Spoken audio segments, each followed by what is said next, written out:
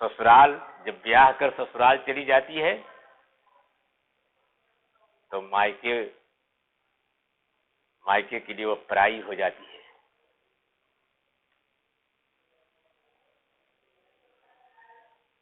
तो अतिथि की तरह कभी कभी आती है मायके। ससुराल ही उसका अपना घर है। लेकिन जरा कल्पना कीजिए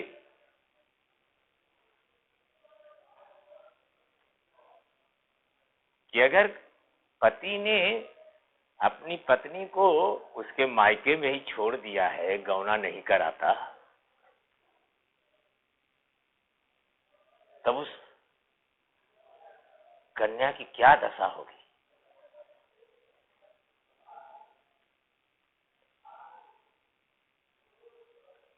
उसे अपने पिया का वियोग तो सताएगा ही, अपने प्रियतम के वियोग में तड़पेगी, बिलखेगी, रोएगी। यही हाल कबीर का है।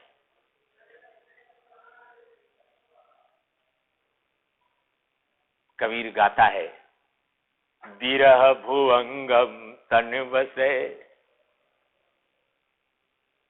कबीर के जितने अनुयायी हैं, कबीर के पद चिन्हों पर चलने वाले जितने संत हैं, उन सभी को सखी कहकर संबोधित किया है कवि ने। री सखी। ऐसा प्रतीत होता है कि मेरे शरीर में विरह का सर्प वास करता है। विरह भुअंगम तन बसे।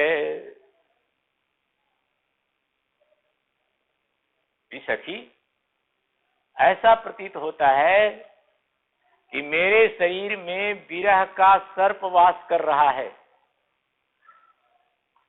और सर्प का स्वभाव क्या है? दंशन करना, विष उगलना, जिससे जीव को बहुत पीड़ा होती है। विरह भुअंगम, भुअंगम मतलब सर्प।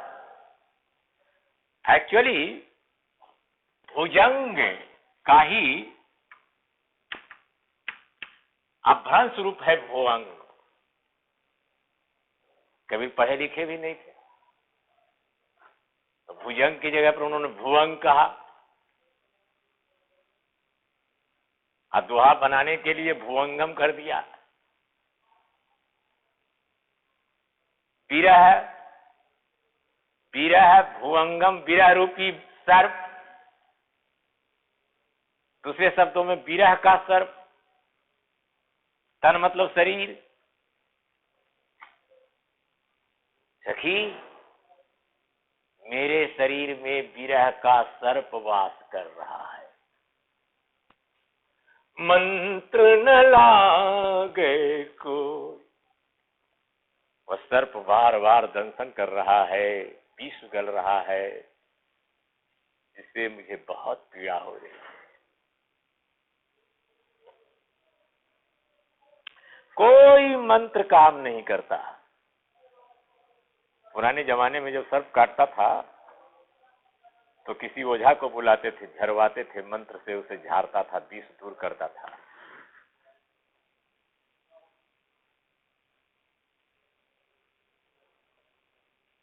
और ठीक भी हो जाता था रोज।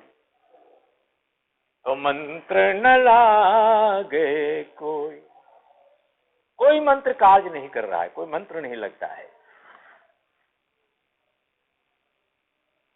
अर्थात राम वियोग से मुक्ति का कोई उपाय नजर नहीं आता।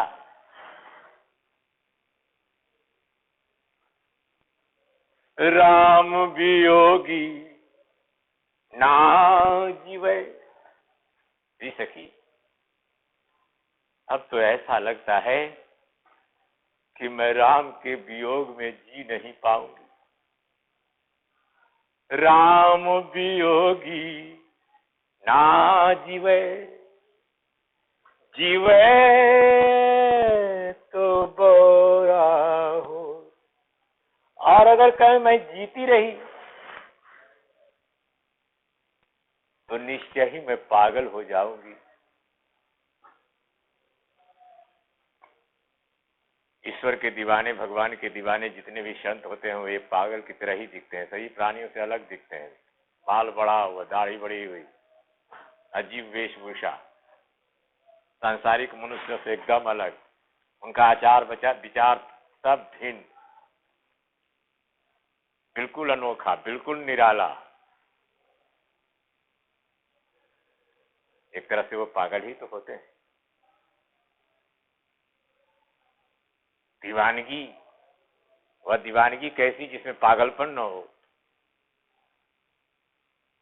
जिस प्रकार से कोई प्रेमी या प्रेमिका एक दूसरे के दीवाने हो जाते हैं, पागलपन आ जाता है, उसी प्रकार का पागलपन भगवान को प्राप्त करने के लिए भक्त में आ जाता है। लौकिक धरातल पर जिसे हम प्रेम कहते हैं, उसी को आध्यात्मिक धरातल पर भक्ति कहते हैं।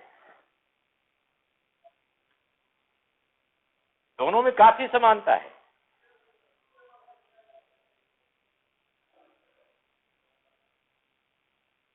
अब यहां देखिए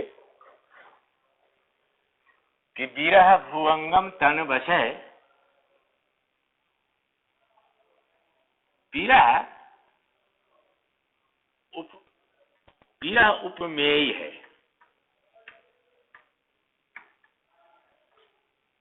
और भुवंगम उपमान है।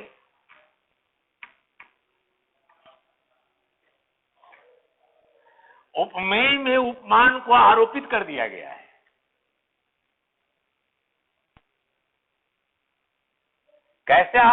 कैसा आरोप किया गया है? तो भेद रहित आरोप किया गया है, यानी दोनों में विरह ही भुवंगम है, भुवंगम ही विरह है,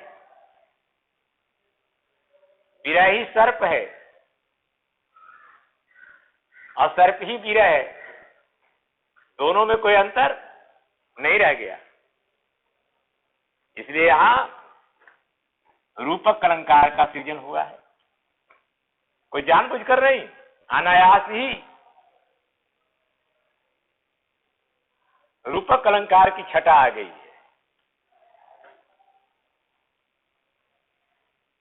और रूपक का प्रयोग जो होता है वो क्या करता है? अमूर्त को मूर्त रूप दे देता है। जैसे टेबल, कुर्सी, जो कुछ भी अगल बगल में हम जो कुछ भी देखते हैं वो सब मूर्त रूप में दिखाई देता है। लेकिन सवाल यह है कि क्या क्षमा को उसी प्रकार देख सकते हैं? क्या नहीं देख सकते हैं इन आंखों से। क्षमा, दया, करुणा, वात्सल्य, इसे अनुभव कर सकते हैं, देख नहीं सकते। विरह को देखा नहीं जा सकता है। जैसे कुर्सी को, टेबल को, दीवार को आदि को, वृक्ष को आदि को देखते हैं, उस तरह से विरह को देख नहीं सकते। विरह अमूर्त है, उसकी अनुभूति की जा सकती है हृदय से। तो अमूर्त को मूर्त रूप देने के लिए, अमूर्त को मूर्त रूप देने में रूपक अलंकार का बहुत बड़ा योगदान होता है।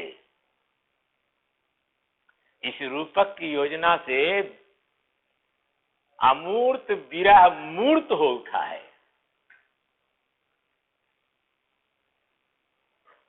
अब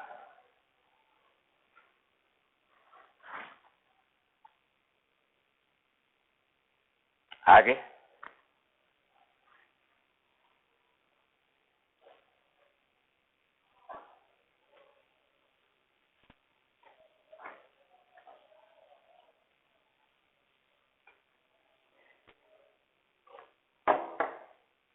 आगे का दोहा,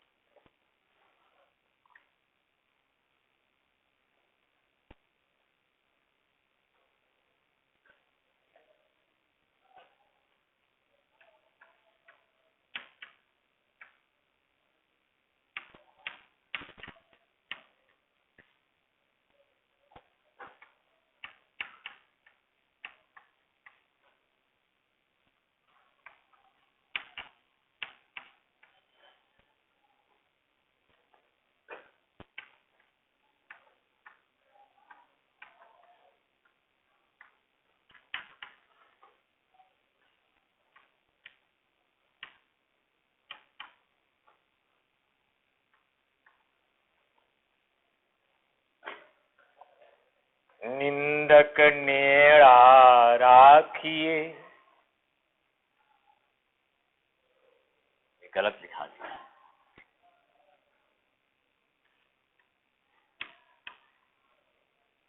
निंदक नेड़ा राखिए, आंगणी कुटी बधाई,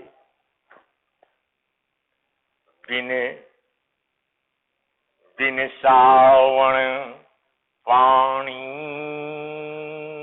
बिना, निर्मल करे सुभाए। एक जगह यह लिखा हुआ मिलता है, थोड़ा सा बदला हुआ है। एक जगह, दूसरी जगह कबीर ने ये गाया कि निंदक नियरे राखिए, आंगन कुटी छवाए, बंधाई की जगह पर छवाए, बिन पानी साबुन बिना, ऐसे। लेकिन यहाँ क्या है, बिन सावण पानी बिना, निर्मल करे सुभाए। ऐसा क्यों है? ऐसा इसलिए है कि कबीर पढ़े लिखे तो थे नहीं, कबीर ने अपने हाथों से तो लिखा नहीं कुछ।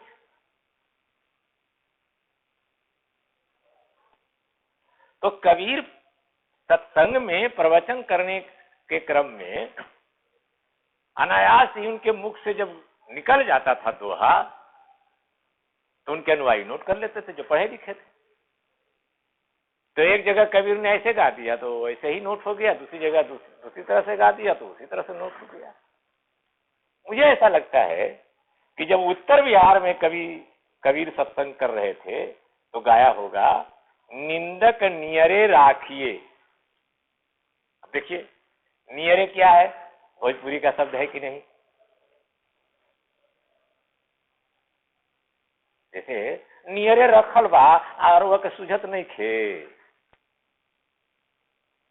नियरे, नियरे मतलब नजदीक, अंग्रेजी का नियर बने भी नजदीक,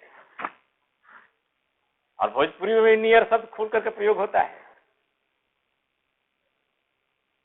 तो निंदक नियरे राखिए।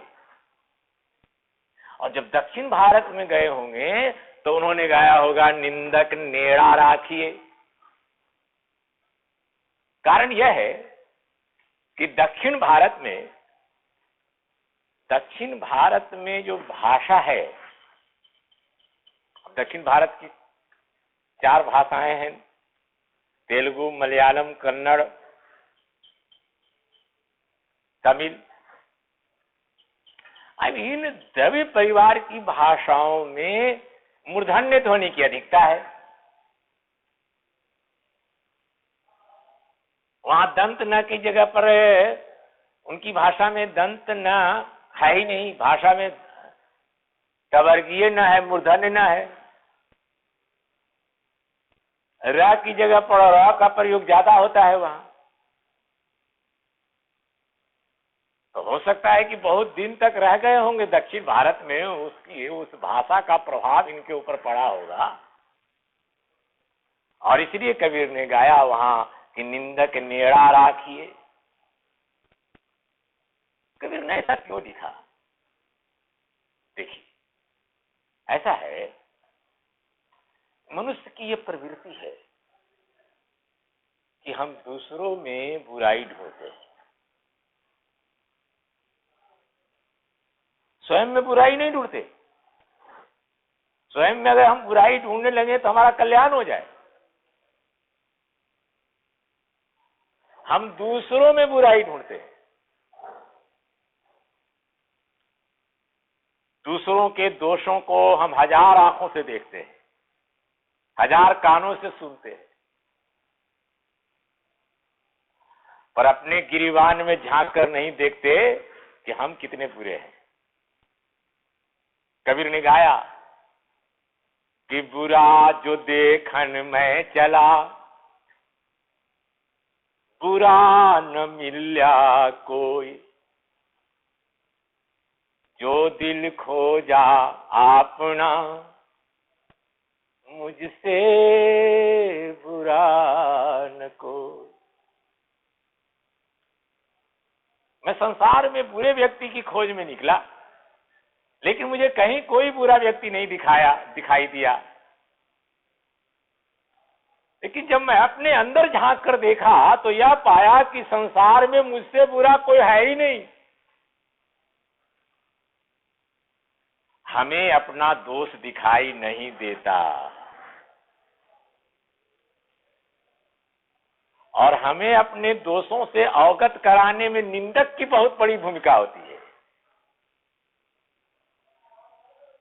लेकिन अगर कोई हमारी निंदा करता है तो हम उससे दूर भागने लगते हैं, उस पर क्रोध कर बैठते हैं, आग बबूला हो जाते हैं? मेरी शिकायत करता है, ये करता फिरता है, मेरे चरित्र को धूमिल कर रहा है।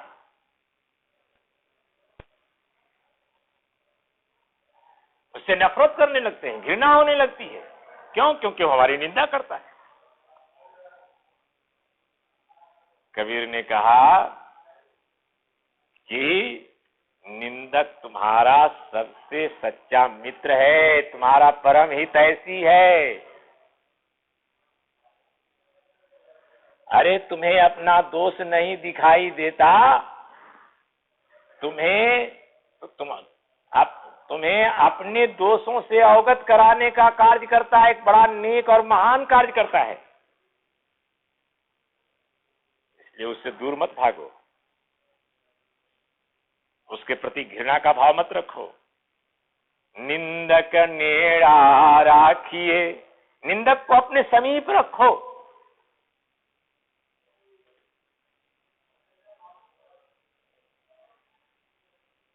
और अगर हो सके तो अपने घर के आंगन में ही उसके लिए एक कुटी छा दो और उसे कहो कि भैया तुम इसी आंगन में, इस कुटी में रहो और मेरी रोज निंदा करो।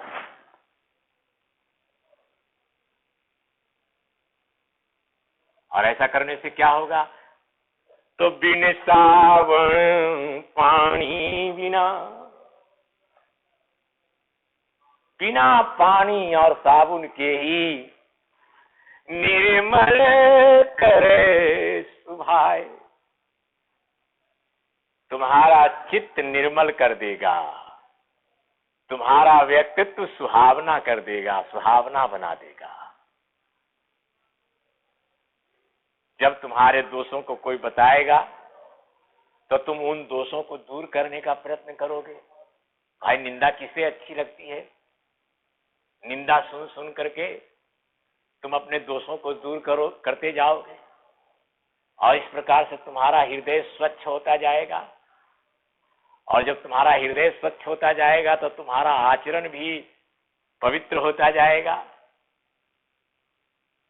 और इस प्रकार से जो तुम्हारा व्यक्तित्व है, पर्सनैलिटी है, वह सुंदर हो जाएगा, सुहावना हो जाएगा। ये कहना चाहते हैं कबीरदास। अब यहां देखिए कि निंदक में ना नीड़ा में ना व्यंजन की एक बार आवृत्ति हो रही है, रिपीटेशन हो रहा है, इसलिए यहां अनुप्रास अलंकार है।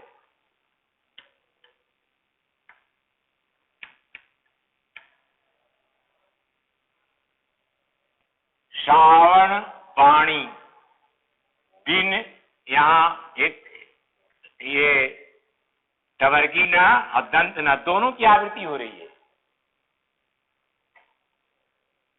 इसलिए यहां भी अनुप्रास है।